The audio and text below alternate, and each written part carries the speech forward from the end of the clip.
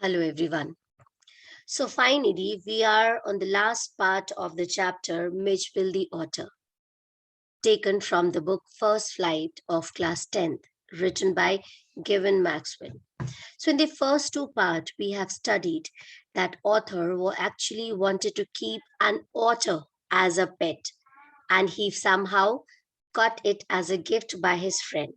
In the second part, we got to know that how slowly and gradually Midgebill was getting familiar with his master's behavior. Now let's see what happens in part 3. The days passed peacefully at Basra, but I dreaded the prospect of transporting Midgebill to England and to Chemisphana. So this was actually a very important issue. It was actually something which was really to be taken care. Okay, so here again it's an idiom that is dreaded the prospect. That was, he was having great issue, he was having the fear that how to transfer this Mijbil from Iraq to London. That was a big issue. The British airline to London would not fly animals, so I booked a flight to Paris on another airline, and from there to London. So this was how he managed to book the flight, because British Airlines never allow animals to be boarded. The airline insisted that Mitch should be packed into a box not more than 18 inches square, to be carried on the floor at my feet. I had a box made, and an hour before we started, I put Mitch into the box so that he would become accustomed to it. So, as we got to know that according to the instructions given by the airlines, the author has to make a box, and he kept the Mitch inside the box. Now, he kept it inside the box an hour before so that at least the Mitch could be accustomed. He could be familiar with it, and he could adjust itself inside the box, and left for a hurried meal. So he ran for for a sudden, immediate lunch. When I returned, there was an appalling spectacle. So now again, it is an idiom. Okay. Now, appalling spectacle here means that it was a shocking scene. When he saw something, what he saw was shocking. Actually, there was complete silence from the box, but from its air holes and chinks around the lid, blood had trickled and dried.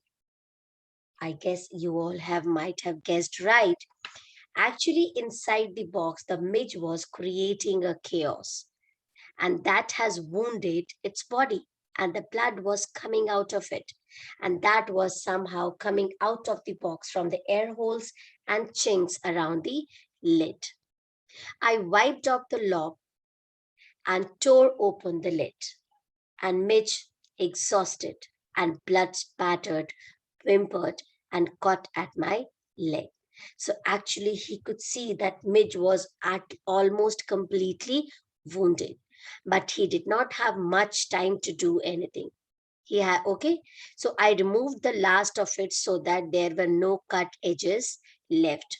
It was just 10 minutes until the time of the flight, and the airport was 5 miles distance. So I put the miserable Mitch back into the box. Although the situation was very miserable, very heartening, but the author cannot do anything because only 10 minutes were left for the flight to leave. So he put Mitch back inside the box, holding down the lid with his hand. I sat in the back of the car with the box beside me as the driver tore through the street of the Basra like a rhino-setting bullet. Okay, so actually, with this idiom, the writer wants to say that the driver drove the car at the full speed. Okay, it was hitting like the surface anything because less time was left. The aircraft was waiting to take off. I was rushed through to it by infuriated officials. Okay, so the officials helped him out, and they were very angry. They were very furious on him because he was late. So finally, he got into the flight. Luckily, the seat booked for me was at the extreme front, maybe because the flight people don't want the otter to disturb rest of the passengers. I covered the floor around my feet with newspaper, rang for the air hostess, and gave her a parcel of fish for Midge. Okay, so that was the food of Midge, and the author told the air hostess to keep that fish into the fridge so that it could be safe for Midge to eat later. I took her into my confidence about the event of the last half an hour. So he shared that how Midge has wounded itself in past half an hour. I have retained the most profound admiration for that air hostess. So he was very happy with the supportive behavior of the air hostess. She was the very queen of her kind. Again, it's an idiom. It means someone who is very caring, very helpful, very nice in behavior, very generous.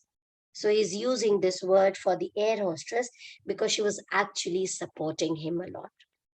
She suggested that I might prefer to have my pet on my knee, and I could have kissed her hand in the depth of my gratitude. So he actually wanted to express his gratitude to the air hostess because the way she was helping him out, he wanted to express his gratitude. But not knowing otters, I was quite unprepared for what followed. But he was not at all aware about what is going to happen next. Yes, the climax is still left. Midge was out of the box in a flash. He disappeared at high speed down the aircraft. There were squads and shrinks, and a woman stood up on her seat, screaming out. So suddenly, I don't know how, this otter came out of the box. And it was so fast, so frequent that it disappeared in high speed. Everybody was disturbed. There was a disturbance in the chaos. There was chaos. There was shrinks. There was quacks. And there was a woman who was so scared of the otter that she screamed and stood up on her seat. A rat, a rat. I caught sight of Med's tail disappearing beneath the legs of a portly white turbaned Indian. So there was a turbaned Indian, and the otter went down his legs, diving for it. I missed. The author dived down to catch hold of the midge, but he missed, but found my face covered in curry. But actually, the person might be eating the curry. Turbaned man means he was a Punjabi, he was a Sikh. He might be eating the curry, and the curry overpoured on the author's body. Perhaps, said the air hostess with a most charming smile. It would be better if you resume your seat, and I will find the animal and bring it to you. So again the air hostess behaved in a supportive way. She told the otter to go back to his seat, and she promised him to bring back the otter. I returned to my seat. I was craning my neck, trying to follow the hunt, when suddenly I heard from my feet a distressed chitter of recognition and welcome. And Midge bounded onto my knee and began to nuzzle my face and my neck. So finally, he was trying to turn his neck back to see that where the air hostess is trying to find the otter. But suddenly he heard, okay, a distressed chitter near his feet. And he can recognize the chittering sound of the otter because he has been listening this for past so many days. Midge bounded onto my knees. So Binge climbed his knees, and Binge was so much friendly that he rubbed his gentle nose on his face and his neck. So Midge was actually showing its love to the author because the way author was trying to protect the Midge and the way author was close with a strong emotional bond with the author. So here the chapter has come to an end, and we have got to know that animals do understand the love and care being given to them by their masters. Because although they are an animal who cannot speak, but they do have feelings and they can feel the love. Thank you, everyone.